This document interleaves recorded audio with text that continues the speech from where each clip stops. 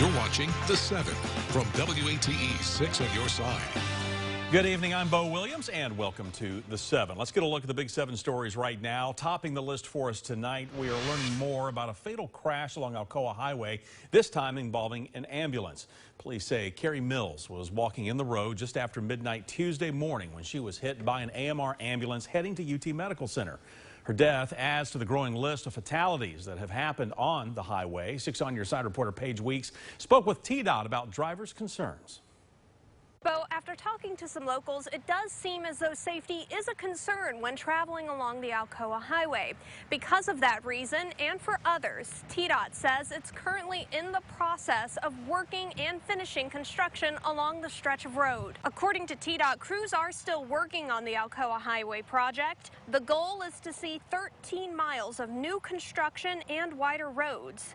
When looking at the project details online, TDOT says one of the reasons behind this operation is to reduce crashes and improve safety. The Alcoa Highway project is one that folks have been looking for a long time. And this is something that's going to make for a safer roadway for folks in Knox and Blount counties, people going to and from campus, to and from the airport, things like that. In addition to the improvements we see on the road, TDOT says pedestrian safety is also a priority. That's why a walkway was included in the project. Reporting in Knox County, Paige Weeks, WATE 6 on Your Side. Bo? All right, Paige, thank you. Next on our list, yesterday we told you about several East Tennessee schools landing in the bottom 5% statewide.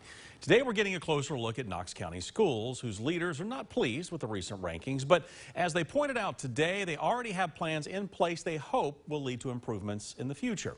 Knox County School Superintendent Dr. John Reiswick says the COVID-19 pandemic was a big factor when it comes to learning loss and absenteeism. To remedy this, Knox County Schools is introducing a community engagement plan separated into school, regional, and district goals. On the school level, they're encouraging all schools to establish a parent-family organization like a PTA. Regionally, the school district wants to build upon its 5-region strategic council. We'll have a teacher council for each one of those regions. Every school will have a representative for those teacher councils. There will be a process by which teachers in that building can apply for that process. Dr. Reiswick says there will be also a family and community council in each district, along with a principal advisory council.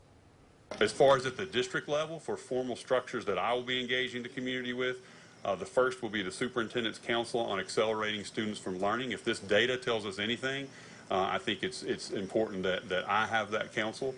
And then finally, I'll have a principal advisory council that will be, we've had in existence, that will be meet monthly or every other month. We should note 9 schools within Knox County were recognized as reward schools, which means they perform in the top 5% in the state. Dr. Reiswick says they will be looking into some of the procedures that worked for their top performing schools and apply them to some of the other schools that did not fare as well. Next now on the Big 7 at 7, we're hearing back now from the home health care company that had federal agents at its office today. Patriot Homecare responding in the last half hour after we reached out for answers about the government vehicles and FBI evidence response team seen carrying boxes out of its building in Oak Ridge. Earlier we told you the FBI was describing this as, quote, court-authorized activity conducted by the Knoxville field office in support of an ongoing investigation.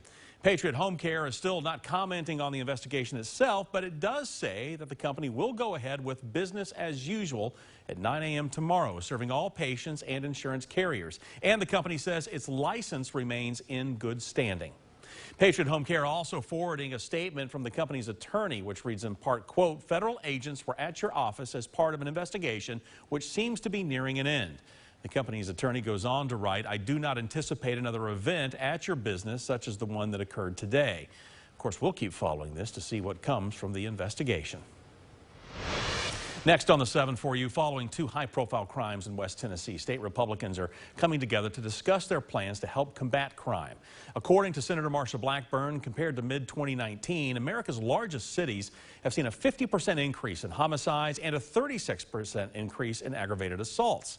Senator Blackburn also referenced some of the most recent crimes out of Memphis, including Eliza Fletcher's murder and the length of time it took for a 2021 rape kit to be processed. You know, we've been telling you Fletcher's suspected killer, Cleotha Abston Henderson, is also charged in that 2021 rape case, but those charges came after Fletcher's death because of the amount of time it took for the rape kit to be processed. Senator Haggerty and I are introducing the Restoring Law and Order Act to increase resources to state and local law enforcement agencies to help them in combating violent crime. If it becomes law, Senator Blackburn says the bill will establish a federal grant program to hire more police officers and detectives focused on violent crimes, boost resources for authorities investigating drug crimes, and require the Government Accountability Office to assess rape kits and how long it takes them to be processed. In our next Big 7 story, former Knox County Chief of Staff Brian Hare has pleaded guilty to official misconduct, a Class E felony. You may remember he resigned from his position as Chief of Staff for Knox County Mayor Glenn Jacobs back in 2020. He was under investigation for borrowing a county-owned golf cart after his wife broke her foot. Now, Hare later said borrowing the golf cart was a mistake and a lapse of judgment. The DA's office tells us Hare faces a 1-year sentence and that he will apply for probation and judicial diversion, something we're told the state will oppose at a sentencing hearing in November. Continuing our Big 7 list for you right now, a Utah grand jury has now returned an indictment against a pilot involved in a deadly helicopter crash right here in East Tennessee. The crash happened last December along the Sevier County-Cocke County line. Utah native Matthew Jones was the pilot, and investigators say Jones hit a mountain while flying in poor weather conditions. Well, the new grand jury indictment claims Jones was involved in a scheme to defraud people, flying and acting as a flight instructor without an airman's certificate issued by the FAA. He is also being accused of falsifying his application for medical certificate, hiding the fact that he suffered from seizures and strokes. Jones's trial has now been set for mid-November. The indictment says that if he is found guilty, Jones will be required to forfeit any property he bought with revenue from that alleged scheme to defraud. And rounding out the Big 7 for you right now, a group of Boy Scouts were left shocked after discovering that their trailer filled with thousands of dollars worth of equipment had been stolen.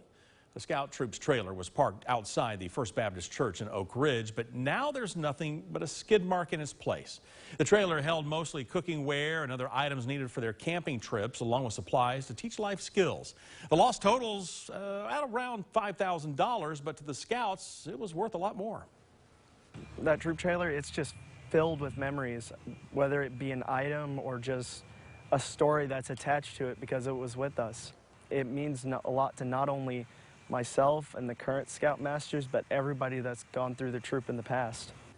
Troop's next camping trip is set for the weekend of October 2nd, and if they don't find the trailer by then, the troop's leader says they will adjust accordingly. The troop leader, Matt Frost, tells us, though, that police believe they have a new lead in finding the trailer. In the meantime, if you have seen it or know anything that can help out investigators in this case, you are asked to call Oak Ridge Police at the number on your screen.